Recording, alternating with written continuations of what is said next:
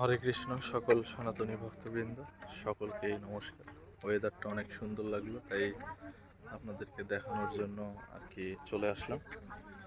তো আপনারা দেখেন আপনাদের কেমন লাগে এই ওয়েদারটা। দৃশ্যটা অনেক সুন্দর, মনোরম পরিবেশ। আমার কাছে অনেক ভালো লাগলো, তাই আর কি একটু ভিডিওটা করে নিলাম।